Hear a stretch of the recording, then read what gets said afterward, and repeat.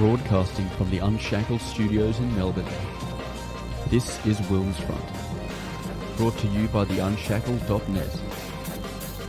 Now here's Tim Wilms.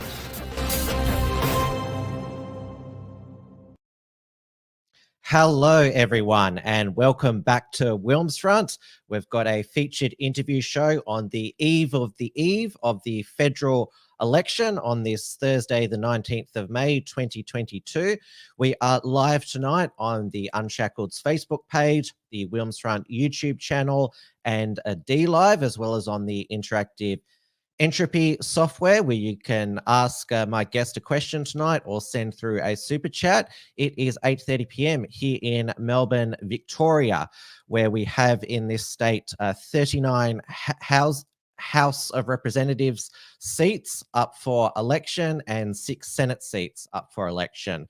Victoria has been viewed at federal elections past as being a Labor stronghold, though 2 years under Dan Andrews' lockdowns and mandates, the state could throw up some surprise results on election night. The final Senate spot in Victoria could go to one of the Freedom parties, as the pain and anger from having our freedom and liberties crushed is still very raw.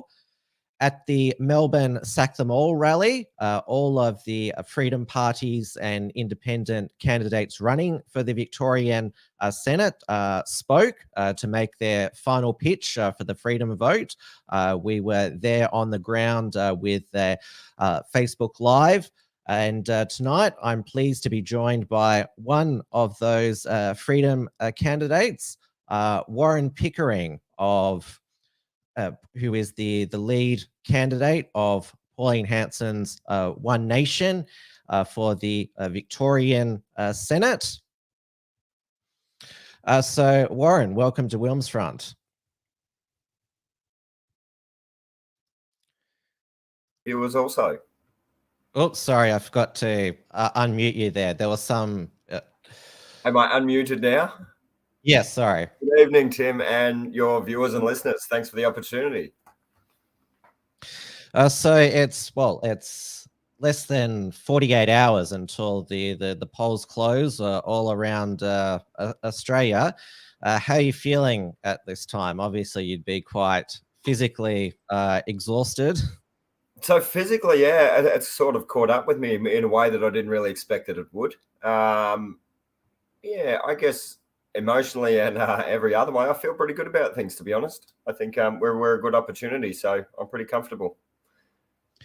And what's the One Nation ground game in Victoria like? Because obviously pre-poll has been going since last Monday, and it's important to have people on the booths handing out we should call how to vote recommendations to prospective voters, because obviously there's been so many polls, but there's still so many undecided. Yeah, there is a lot. I mean, it's estimated at somewhere between 29 and 38% of voters are potentially either undecided or intending to vote for an independent or minor parties. Our footprint on the ground is probably not as big as some of the others, being that myself and everybody, One Nation, is self-funding their own campaign. So having said that, we don't have a lot of money to throw around. Everyone's trying to do it on a budget, but we do have a lot of proud, passionate volunteers who are all getting involved. So I'd say it's significantly harder at the moment for the lower house candidates, whereas for myself, I can sort of bounce around to polls where they have set up a venue and get amongst the voting public there. I'm also trying to get out to regional areas where we don't necessarily have a big presence, but I know we do have a lot of support with those local communities. So I've just been trying to get out there and trying to be seen, showing some support to those communities so that they know that, you know, they're not going to be left behind. Yeah, obviously in the regions where there's a lot more common sense, there's obviously more votes to be won or persuaded that if you want to vote for a minor party, vote for One Nation. That's interesting too. Sorry, that's interesting too, because I just spent Monday, Tuesday out Swan Hill, Mildura way, and a lot of those areas are traditionally, Labor and Liberal voters, and it was interesting to see the amount of people that have, come across. Victoria, though, has the benefit of being the smallest mainland state, so you can sort of get to most places in about 4 or 5 hours max is the drive. I know that Pauline Hanson up in Queensland takes the helicopter to a lot of the regional places. Yeah, I think that's an option, and it's probably one she should have taken this week, to be honest. She got flooded in on the farm last week, sorry. So, yeah. Oh, well, she's got COVID now, so she won't be able to be on the ground for the final days of the campaign. I know she posted about it on her social medias, and the graphic is "I will survive" to some people's disgust. She's such a great character. It's fantastic. Let's be honest, it's not going to slow her down at all. She may not be able to go public, but the reality is she'll be doing plenty from home anyway, I'd imagine. And she's unvaccinated, and so this is why there is a lot of people who, it's not in their possibility that she will survive. We've had Queensland Senate candidate George Christensen recover from COVID, and he's very, very large fellow. I know that he stocked away some ivermectin. Malcolm Roberts, he got COVID over the new year, and of course, probably the most memorable recovery is Clive Palmer getting the US team with ivermectin, hydroxychloroquine, a whole cocktail. He's definitely not a healthy-looking man, old Clive, is he? But he survived. He survived. And Pauline's taken some hits over the years. Earlier this year, she was attacked by a nest of wasps. And I think last federal election, she got a nasty tick bite as well. So she's... What are you implying here? There's a string of bad luck at election times, Tim. Is that I'm saying that she's bounced back from various health scares. I mean, that nest of wasps would have really hurt. Well, yeah, I'd be more concerned about the ticks in Canberra than the wasps and the ticks out in the farm, to be honest. I also remember she found a brown snake in her property as well. There's lots of creepy crawlies up there in Queensland. Yeah, it's a beautiful place. So I was posted to Queensland, North Queensland, my whole army career. And it is that you spend a bit of time in the bush out there, and now back home out in the bush in Victoria, you don't have to worry so much. But in the bush up there, there's plenty of creepy crawlies that can probably cause you more harm. Well, it's in Spring Street. That's where a lot of the harm comes from. Now, as you mentioned, you posted when you're in the army up in North Queensland. You also did some coal mining up there, but you're born and raised in Victoria, where you raised on farmland. So you've done a lot of dirty jobs in your time. So you've well and truly had a experience, not like a lot of our politicians in stuffy suits in stuffy offices.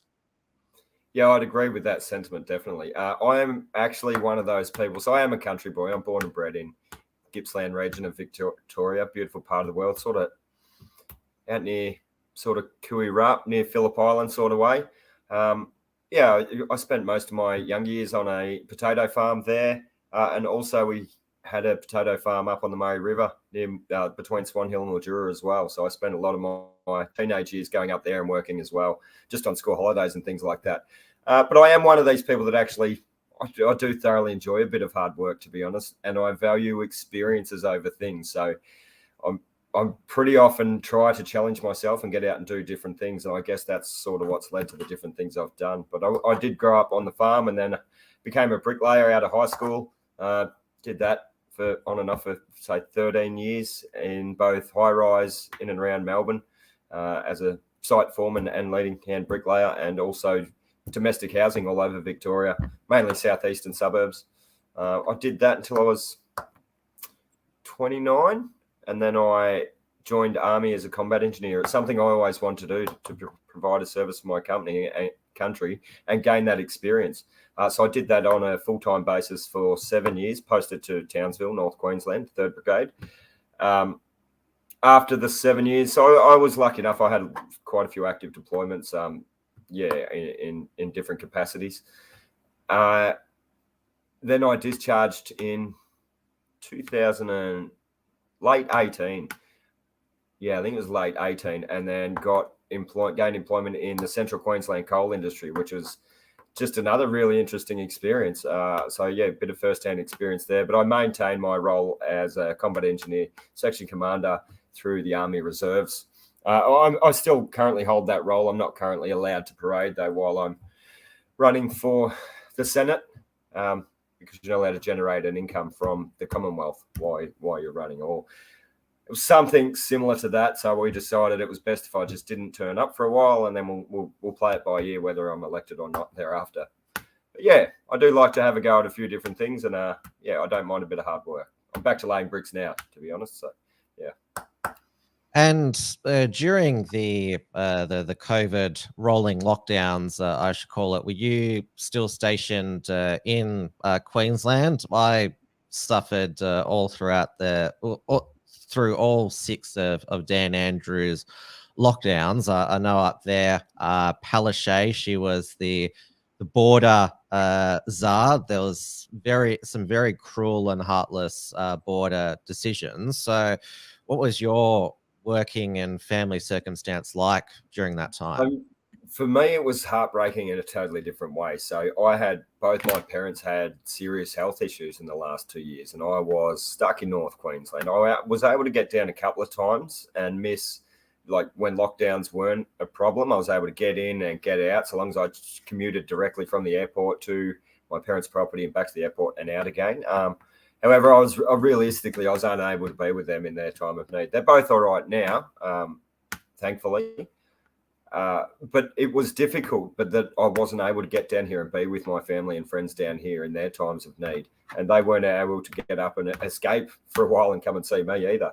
I was getting requests through my reserve unit to go and do border work.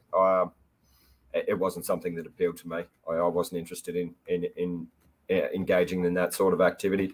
And I myself am unvaccinated, so it would have been, I would have felt a bit hypocritical myself to assume that role. Yeah, so it was difficult for me in a completely different way. But as soon as I was able to get down, I'm a single parent, by the way. I have an 18-year-old daughter. She wasn't at the time. She was completing year 12.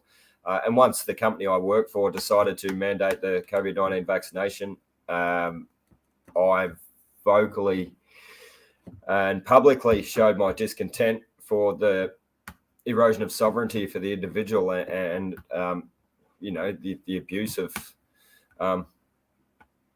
sovereignty within the workplace. It's not up to employees to tell us what we can do with our bodies. So I was pretty vocal about that. And as soon as my daughter finished school, we packed up our house and we jumped in the car and we moved back down to sunny Victoria.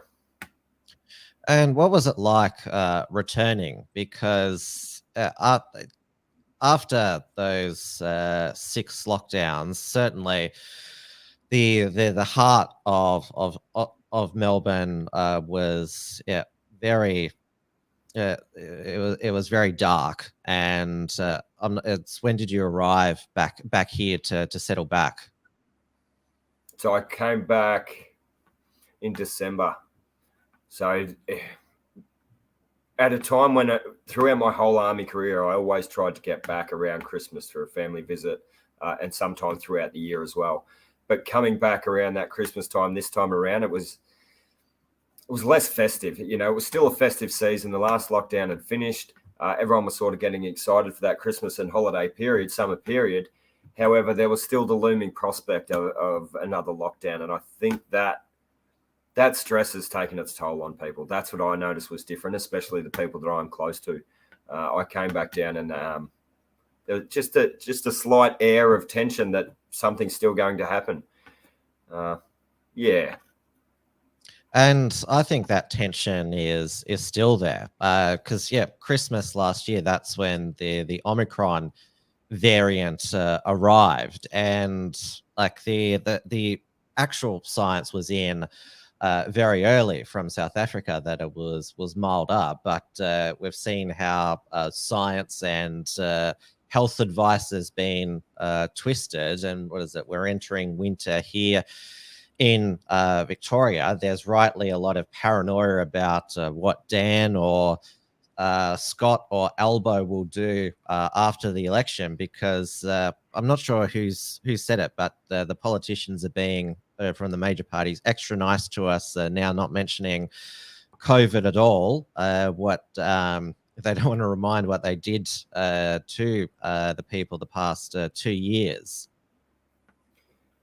Yeah, I think that was expected. I think a lot of anyone that's capable of critical thought was very much aware that this was going to conveniently go away for a month or two leading up to a federal election, and potentially again heading into the state elections later this year.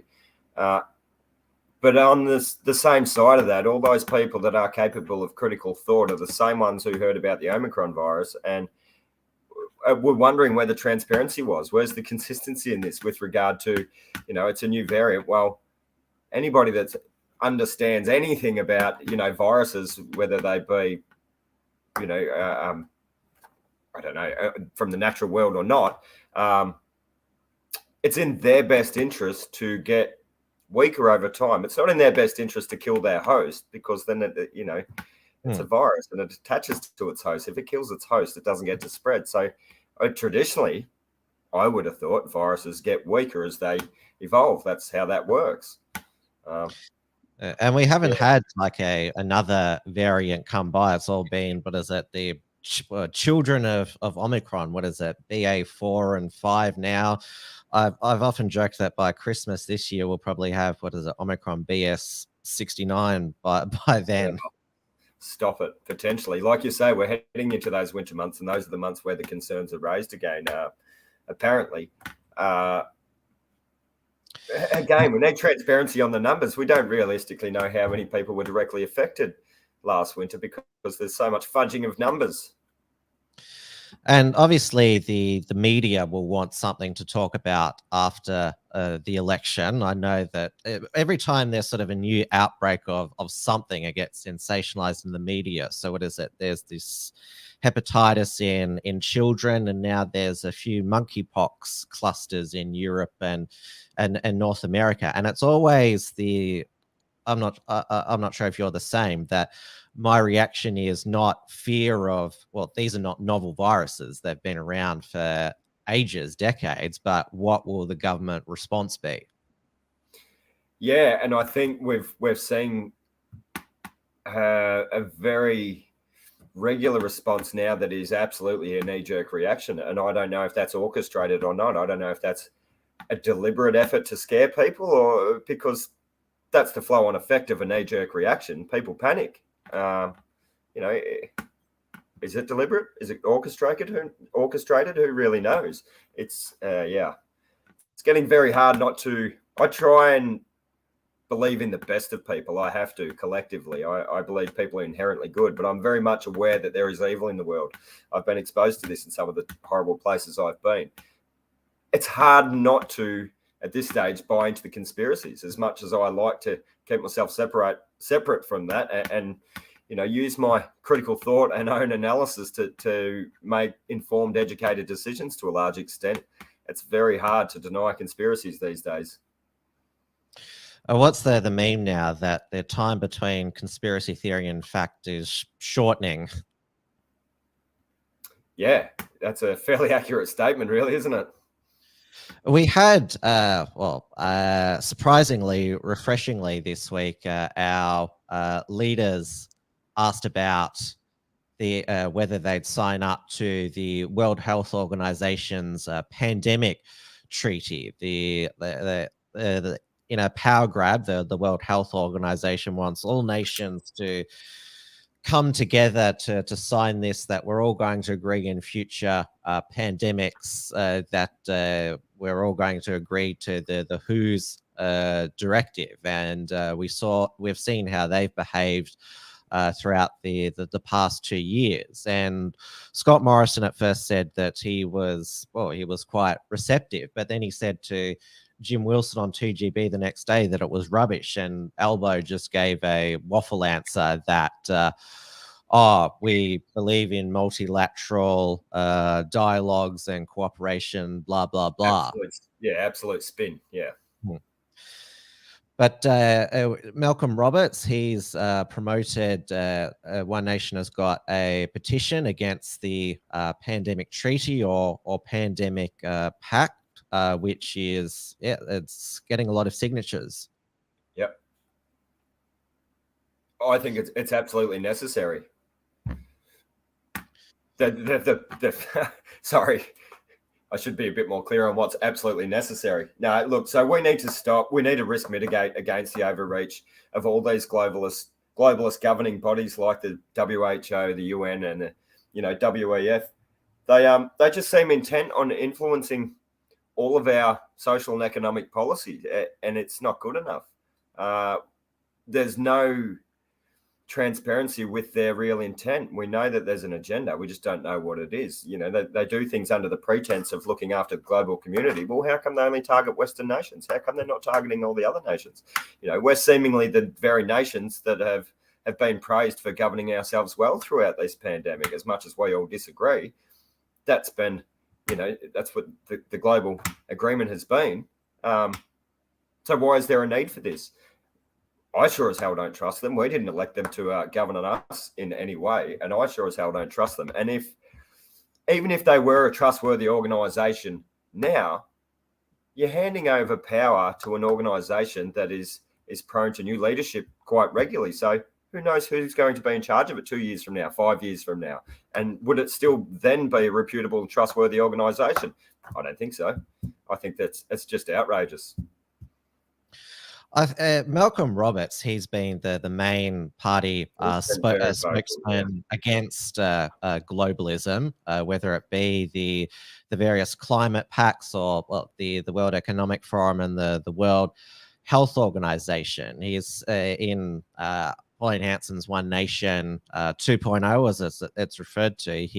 He's definitely added a depth to the One Nation platform. And obviously when Pauline Hanson returned to Parliament in 2016, she'd had several unsuccessful attempts previous elections. There was a lot of people predicting that she'll fall out with her party MPs. Obviously there was a few senators who left. But since the last election, and of course the media tried last federal election, the international media, Al Jazeera, with that stitch-up fake gun dealer, they still threw everything at Pauline like they did back in the 90s. But over the past 3 years, it's been pretty stable. Her and Malcolm Roberts working well in the Senate, and Mark Latham doing excellent work as the New South Wales state leader. Yeah, definitely. So I think the media always has its ebb and flows, mainstream, and it has always tried to vilify Senator Hanson and to a certain extent Senator Roberts as well now, primarily because now they are probably arguably the most outspoken senators in the country. Themselves and only a couple more seem to be the only ones that are actually doing their job and remembering that they are there to look after the best interest of the Australian people. It's their job to review and legislate the proposed changes to be made, which obviously does paint a certain target on your back to a certain extent if you are outspoken. But I think they've been largely left alone for the last few years because people are realising they're speaking common sense, and it's very hard to drag that into disrepute in a public forum. And there's a few more sensible people in the LNP now who are prepared to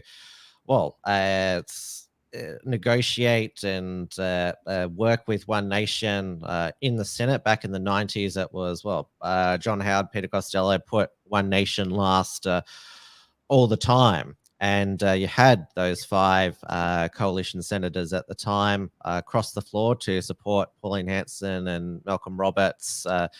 No more vaccine passports and mandates. So that's another thing. She is not alone anymore. There has been, and we were talking about before, conspiracy theories pretty much turning out to be fact now.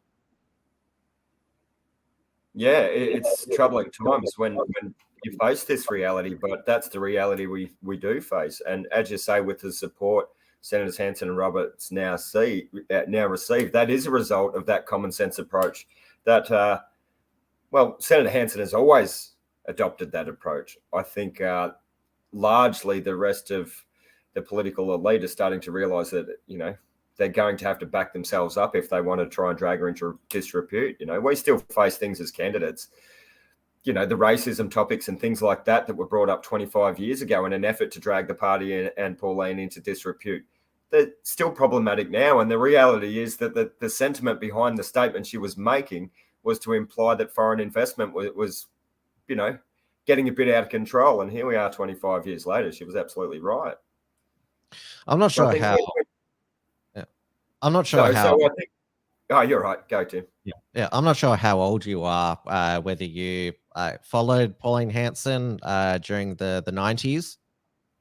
Yeah, so I'm 39. I'll be 40 this year. I was born in 82, so I was a very young lad. But I remember her from the very start. Yes. And what was your view at the time?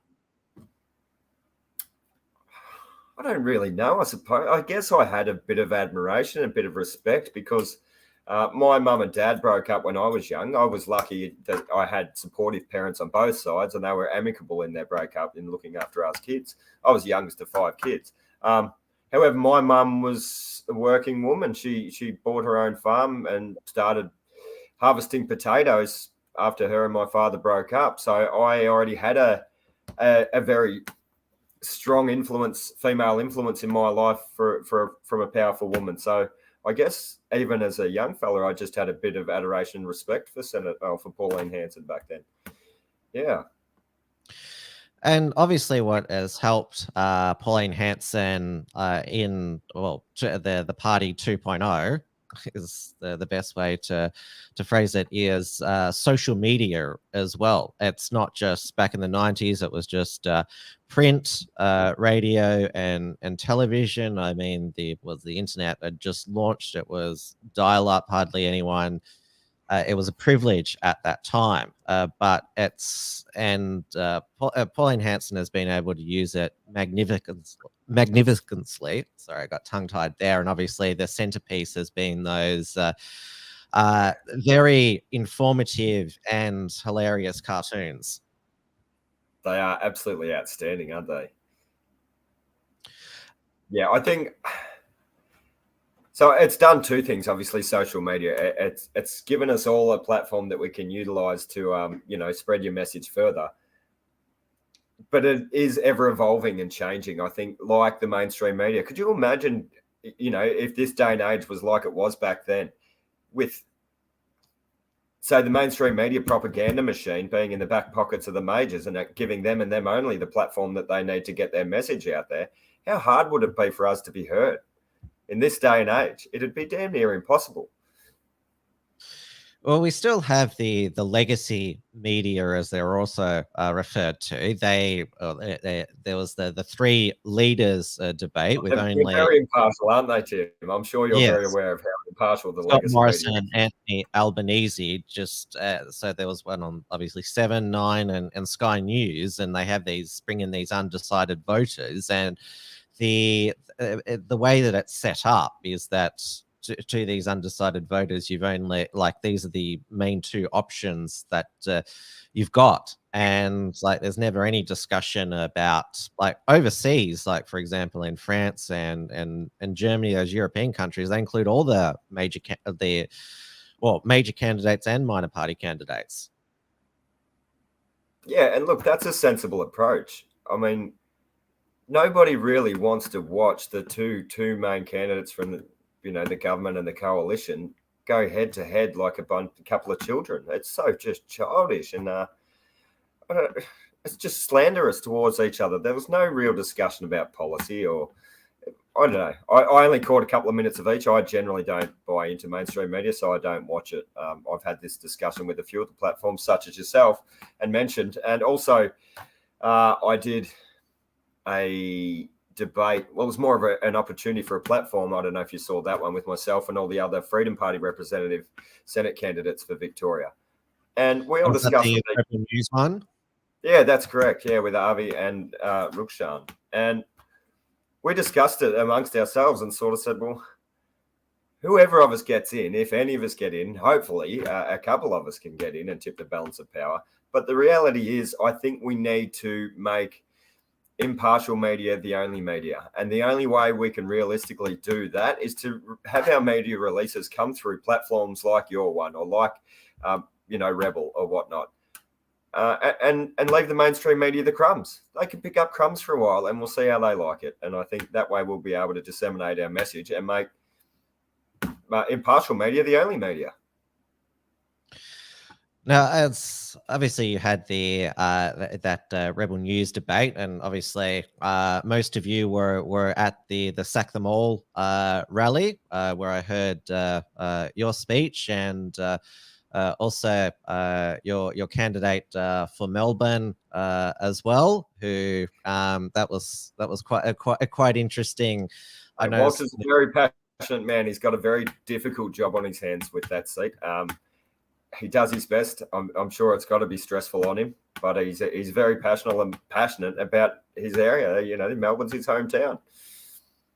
Well, you're running in all the seats in Victoria, if I'm correct. So obviously Melbourne is the biggest watermelon seat. There's also Cooper up in Northcote. So you got to be pretty tough and determined to stand in those territories. Yeah, you absolutely do. That's right. And we've had people put their hand up, fund their own campaign, knowing that there is not a great deal of chance for them, because a lot of them did their homework and look back and realize that they didn't fare too well. We haven't fared too well in those areas traditionally on the AEC website, but they still wanted the opportunity to put their name up and represent their community, and hopefully try and tip the balance and have a go. And obviously, in every seat in Victoria, people vote for the Senate as well, the big, long, white paper. And so the theory is that if you've got someone in the reps and has got the area covered, then you're more likely to pick up votes in both the House and the Senate. Yeah, that's correct. So the more lower house representatives you can support, the more likely you are to pick up Senate votes. We understand this. However, as I said, because everybody's funding their own campaign, we had quite a few electorates where, for one reason or another, nobody either stepped forward, or the person that stepped forward decided it was probably not worth them taking the time off work and coughing up the money to potentially not get those funds back, which is understandable. It is a big ask. That's what the media is called, the ghost candidate. This is what I'm alluding to, yeah. And the reality is, we've still wanted to give everyone Australia-wide the opportunity to vote for one nation. They deserve that opportunity. So in these places where we have elected out of electorate living candidates, they're all real people. You needn't concern yourselves. They are real people, and should they win, they may not have the local subject matter expertise for those communities, but they do intend to represent those communities with all the vigor and passion expected of a One Nation representative. So we still have an option. Everybody gets to vote for One Nation. And I know that all the freedom parties, and it's also been featured in the Please Explain cartoons, that not just how the voting system works, but how you decide your preferences, because it's despite a lot of us are political nerds, so we know how to vote and how the voting system works. But other people, they only come in every 3 years for a federal one. So it's especially important to make sure that they cast a valid vote and that they preference in a way that, well, is that they know where it's going, rather than just grabbing a how to vote card and just going through it like the major parties do. Yeah, I think it's sort of been blown out of proportion to a large extent, because I've had a lot of people, and from older generations as well, come and ask me, I want to know what your preferences are. You're not going to get my vote until I know your preferences. And I kind of said, well, all right, well, here's my preferences. I'm advocating for freedom parties first. But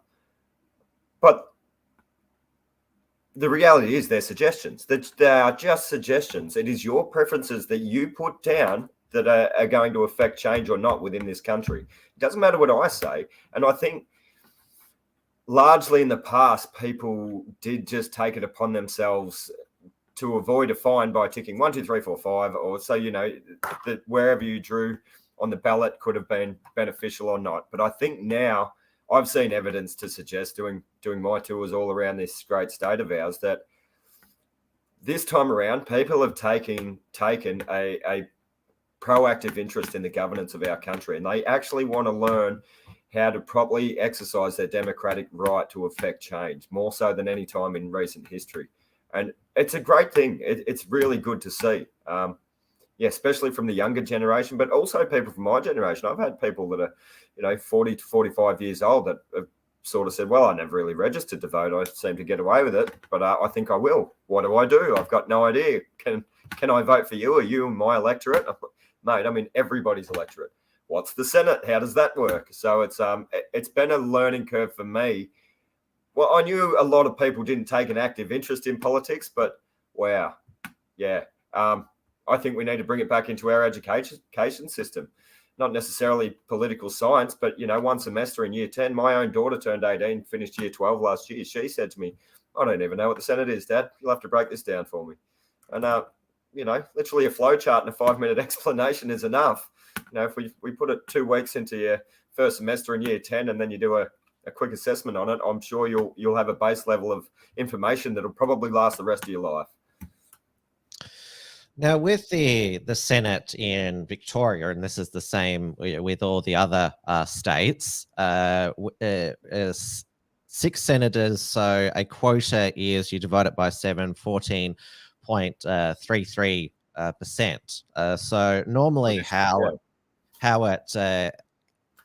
the best way that a minor party can get the final they can get the final spot. It normally goes like 5 to the majors. It can be split 2 to 3 to, what is it, the coalition or Labor Greens. So certainly, if the people who vote for the Freedom parties do preference the other Freedom parties, and there is a sizable Freedom vote, as long as the preferences aren't exhausted, it is possible, because even the mainstream media has been forced to concede, especially in the outer Melbourne area. There's still a lot of anger, a lot of hurt, devastation from the lockdowns.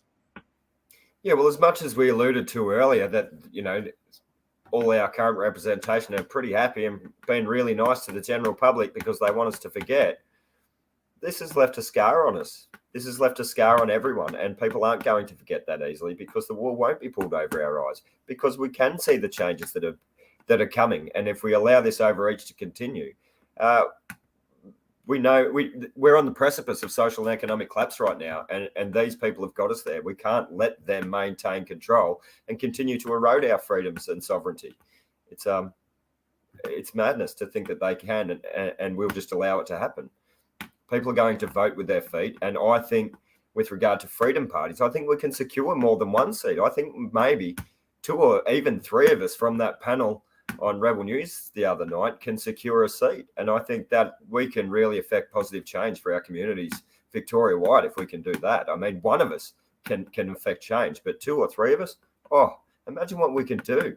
I mean, you saw my speech, and I'm not sure I think I brought it up then. I've been getting around this state and asking people who's their Senate representation, those that do understand how the Senate works. Not many people can name more than 1 or 2. We have 12 senators representing this state. Who are they? If nobody can name more than 1 or 2, and generally for bad reasons, not for good reasons, they're clearly not engaging with their communities. And if you're not engaging with your community, how can you honestly say that you are acting as the voice of that, eyes, ears, and voice of that community in the Senate? You're not. You can't be.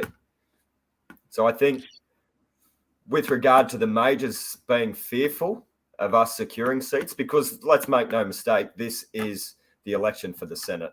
Of course, we can go for a hung parliament in the lower house, and that'd be fantastic to make them, share that balance of power to form government. But if we can get Senate representation from the freedom parties, that's what this election is realistically about. And they are scared because I've seen a meme today. There's a billboard up that Labor seems to have put up somewhere in suburban Melbourne.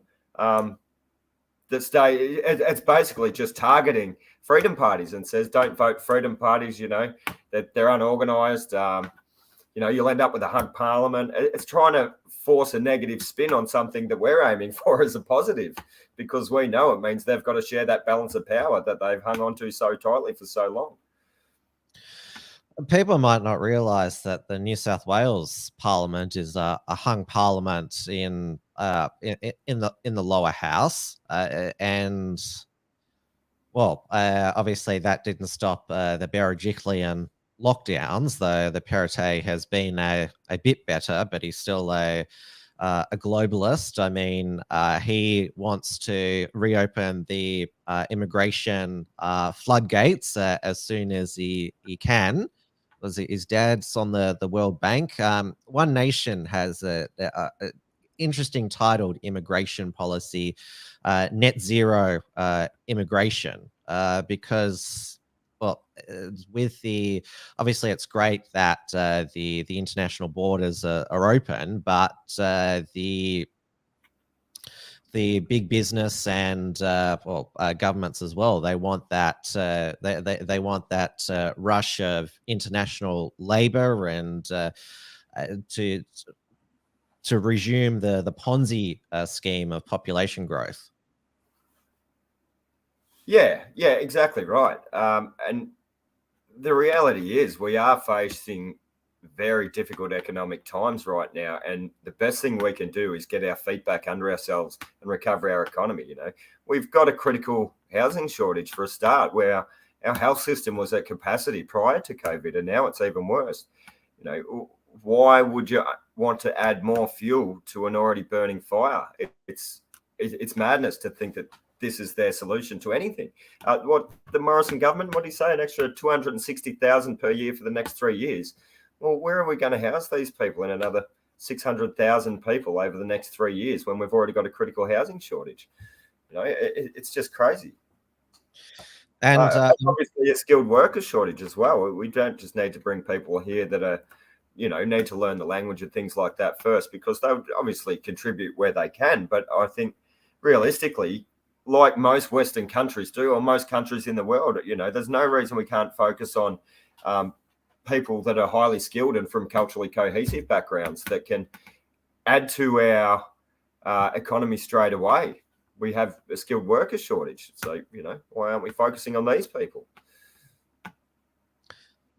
I know that, Morrison and Frydenberg, they were bragging about the 3.9% unemployment rate. Of course, that only counts the people looking for work, because there's a sizable minority of the population who are still banned from working. And if you want to stop skill shortages or staff shortages, given that,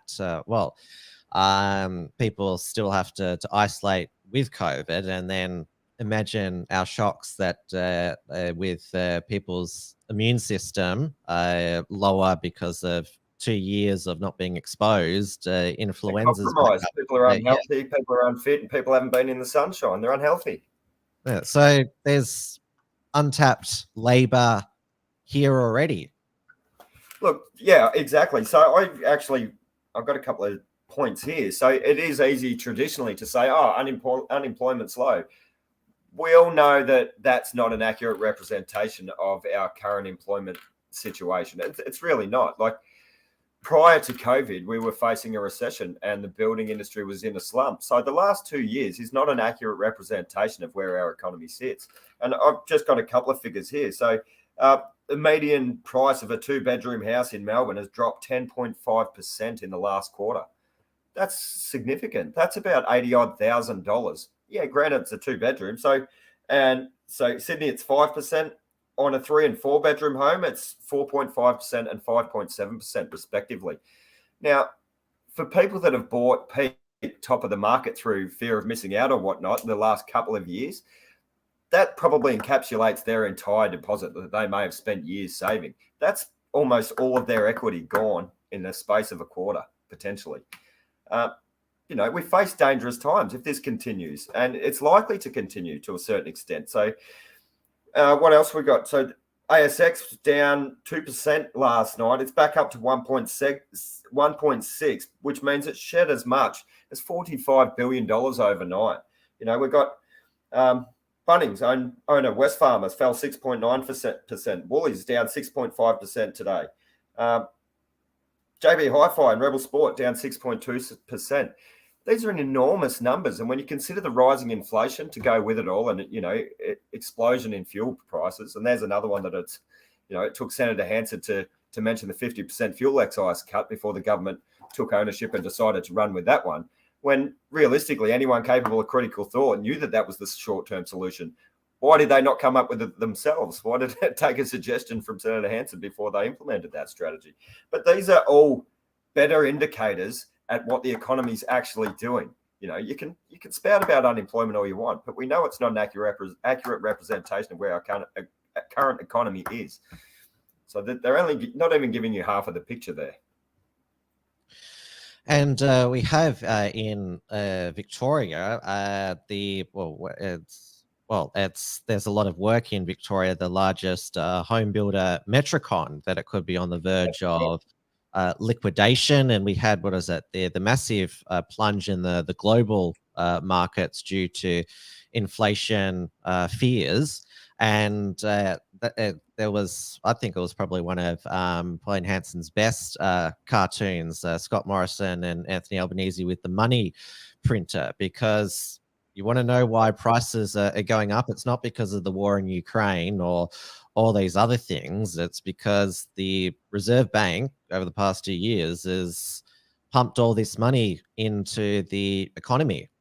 Yeah, and people keep saying, understandably, they go, oh, it's a COVID tax. There's a COVID tax on cars. There's a COVID tax on houses. Yeah, I know it's convenient to call it that, but the reality is they've devalued our dollar. Inflation's going through the roof and our dollar's worth nothing and our wages haven't increased. No, was that wages growth 2.4% up against an inflation rate of 5.1%. And another... we're also likely to see consecutive interest rate rises for the next couple of quarters. It's unavoidable. It is. At least they took the large step with the last one instead of trying to move up a very small percentage at a time. They realized, like Japan, they had to take a big step. However, why are they now being responsible? They could have been responsible with this, with our interest rate 12 months ago. There was no need to wait until now. Now you've essentially gotten a whole lot of people into a worse situation financially. I know people that live in regional Victoria that I've met that have borrowed $1 million to live in a 4-bedroom, 2-bathroom house in regional Victoria. And another centerpiece of One Nation policy is energy and agriculture. And you have firsthand experience in digging up the raw material. And with the bad net zero policy, not your net zero immigration, but the net zero by 2050 blah blah blah policy, as even Greta called it. We are seeing in the UK the cost of green energy, sky high energy bills. Their food banks are having more and more people come in, and you have the food and fuel shortage in Sri Lanka, which is just devastating and scary. Yeah, it's actually terrifying to think that we could face the similar circumstances in the modern era. In a country like Australia, that should not be possible. We are very much capable of being self-sufficient in this country. Were it not for the Lima Agreement, we still would be like we were in the 80s. Well, that's a whole other topic. However, with regard to power, we do have an opportunity for cheap, affordable baseload power here. Yeah, we're trying like madness to try and get onto net zero by 2050. But the reality is that's going to come at significant burden and cost to households and small businesses. We need affordable power in this country, and we've got an opportunity to have it. With our current coal-fired power stations, if we switch them to high-efficiency, low-emissions power stations alone, they're 30% more efficient. So instantly your bill will come down 30% and produce 30% less emissions. That's a bit of a no-brainer.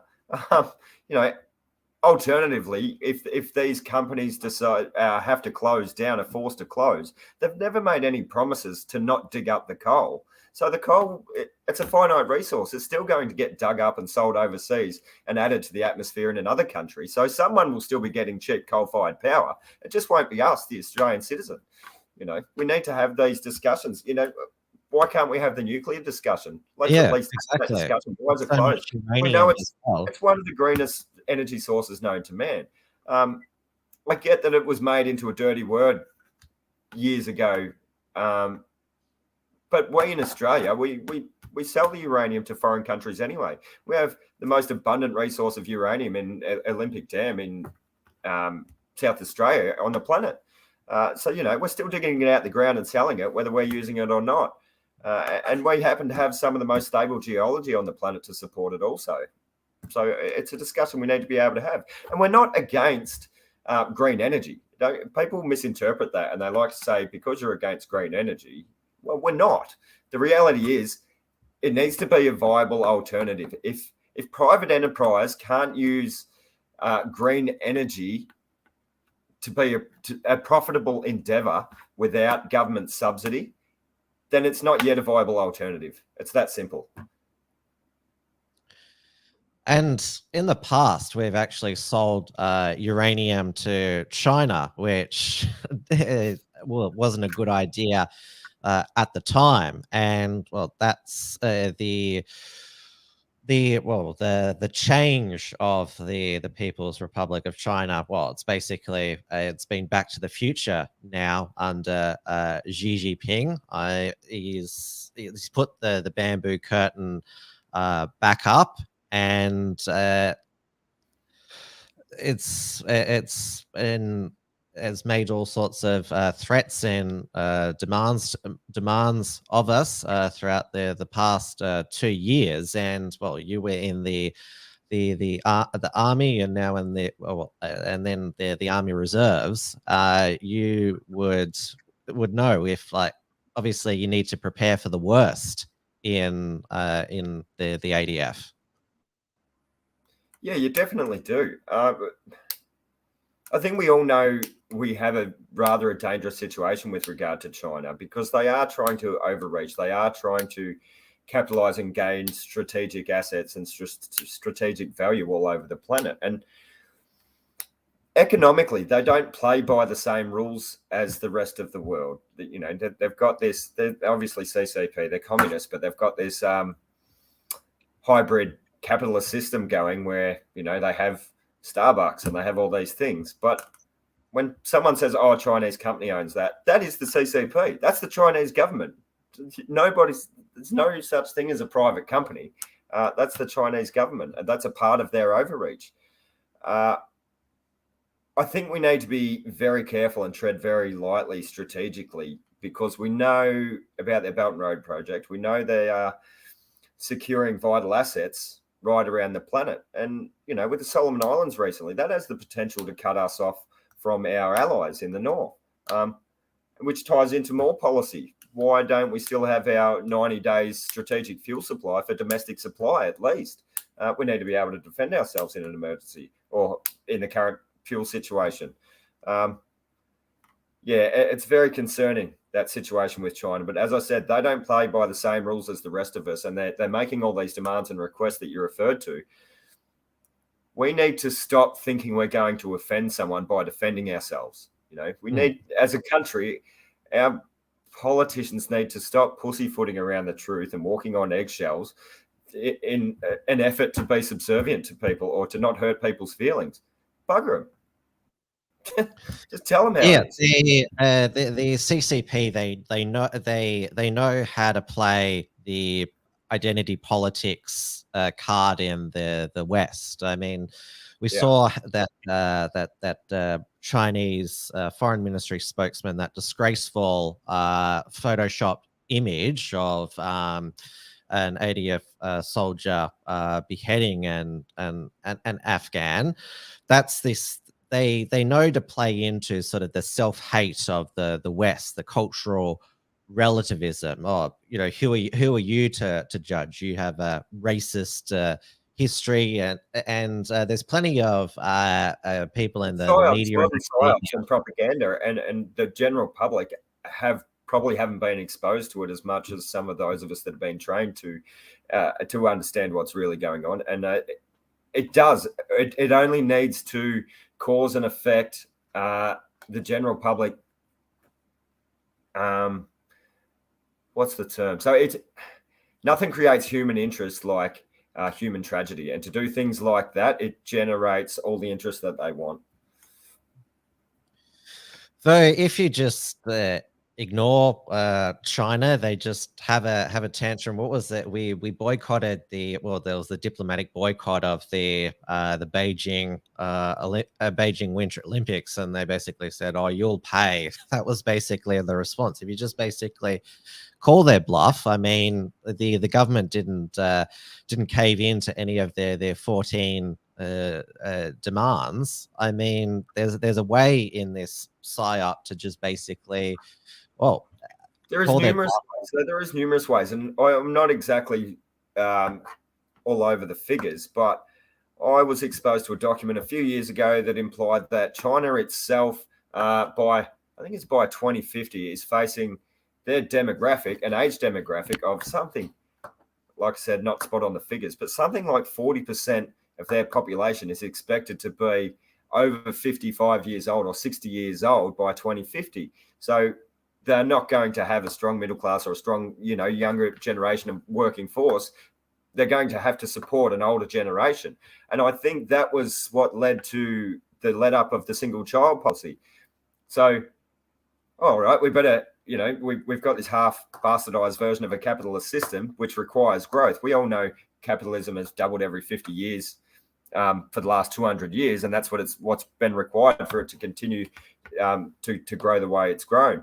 And now China's realizing this. They've allowed a two-child policy. Nobody's taking up the two-child policy because everybody wants what they had, and they grew up as a single child. And now people are sort of saying, well, why would I have two children when I can tip all of my resources into one child and give them the best possible opportunities to succeed in life and then support me in retirement? So, why don't we play on these things? They use their might and their muscle. Why don't we use our wit and say, all right, well, I don't believe China is going to be the manufacturing hub of the world in 20 years. India is poised and ready to take that mantle right now. So, if they try and implement anything to cause our economy detriment, why don't we just turn to India? Oh, definitely. I mean, we should be having, I would say, closer relations with India, who is a Commonwealth brother. I mean, obviously, both countries share a love of cricket, and this there's obviously the Quad, or the No China's club. So Australia has plenty of friends in the Asia Pacific region who it can turn to. Yeah, absolutely, we do. Yep. I think, And but outside of that too, you look at what are we getting from China, with things like our free trade agreements. And this is what One Nation has brought up as things that we need a defining term on what actually constitutes national interest. And if we go over our free trade agreements that have been made over the last 20 years and they don't fit within the parameters of what we deem to be the national interest of Australia, let's scrap them, throw them out. I mean, realistically, what are we getting from China? We sell them raw materials at bargain basement costs, which we could be getting more for, and they sell us back substandard products that then flood our market shelves and put our own manufacturing out of those said markets. It's madness. Well, not much is coming out of China at the moment because Xi Jinping is still pursuing always was a mad dream of COVID zero. So what is it? Shanghai has been in a short, sharp lockdown level 5 for I think a couple of months now. So they're like we just like Dan, or should I say Dan destroyed Victoria. His lockdowns. Xi is destroying Shanghai at the moment through his lockdown. So interesting you just brought that up because I watched do you know Neil Oliver? He's from the UK. He's a scientist. I don't even know. Rings a bell, that name. Yeah, he's got long hair. He's a fantastic documentarian anyway. So I watched something he did just before I spoke to you. And apparently the UN, they rate China on their management of the COVID situation. So, when you talk about the WHO treaty, are you bloody kidding? There's members on that board that are praising China for their actions with regard to lockdowns. It's crazy. Bill Gates himself is obviously on that panel. He's not a doctor. He's just a bloody wealthy philanthropist. And he was praising Daniel Andrews on this documentary, praising Daniel Andrews for his actions with regard to COVID response in Victoria. Are you bloody kidding me? And we want to give these people ultimate power over our society. Well, they've all got COVID in the end. What is it? Dan Andrews got COVID earlier this year, and Bill Gates recently did as well. Yeah. Now, after the federal election, I'm not sure if I should ask you for a prediction in terms of which major party is going to end up with the most seats. Obviously, the slogan of the Freedom Parties is put the majors last, but there's also you've got to put one of the devils before the other devil. Yeah. So it's too tough to call this year. It's such a rebel election. People are really ready to make change and do something that we've maybe never seen before. I think this is the most important election of probably the last 100 years. However, I think and hope hung Parliament, and I think maybe Labor, which I'd prefer Liberal, but it is what it is. Yeah, I mean, Scott Morrison, he is a liar and a bully. Pauline Hanson called him a bully, but there's no way you'd trust Albo on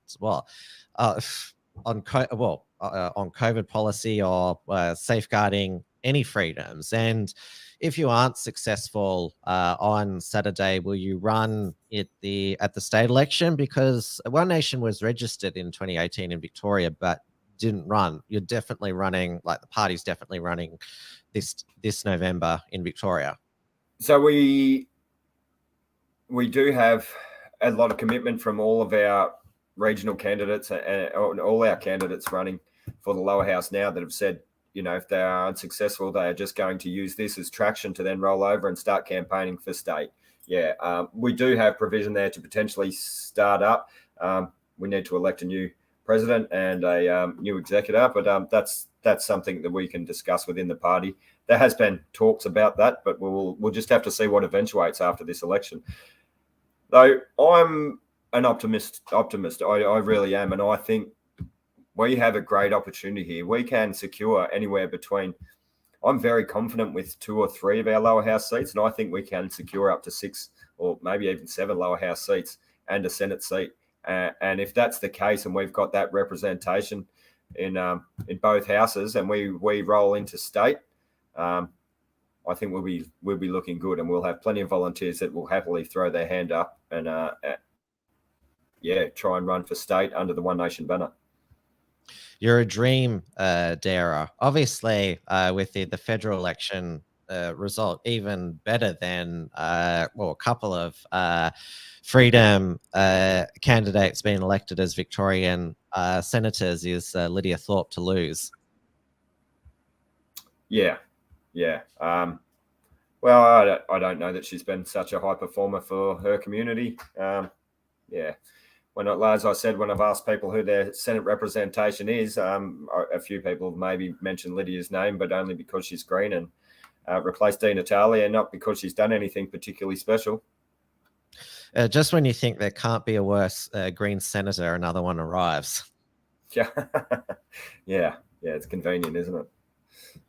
Oh, it's been great to chat with you tonight, Warren. All the best I appreciate the campaign. And here on WilmsFront and the Unshackled, we'll be conducting our own election night live stream, 6 p.m. Melbourne time, when the polls close, and we'll be watching both the House and the Senate.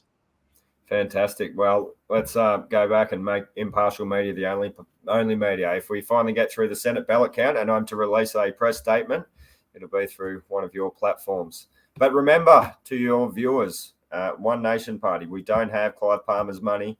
We don't have the propaganda machine of the mainstream media like the majors do. But what we do have is Pauline Hanson and her party and the sheer passion that it represents. The weight of your voices behind every swing I throw in Canberra. Let's do it. Take care. Thanks, mate. See ya.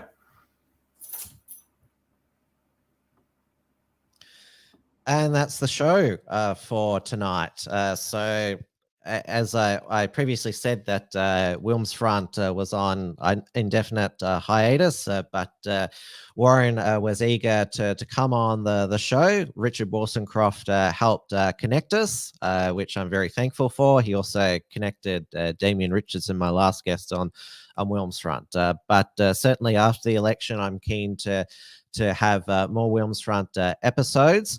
Now, tomorrow night will be Trad Tasman Talk, 6 p.m. Melbourne time on the Unshackled YouTube channel.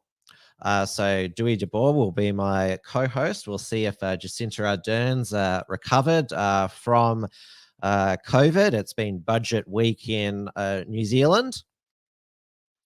And so we've got later on the Friday night the final news poll to come out. Ipsos was released tonight, 47-53, two-party preferred to Labor.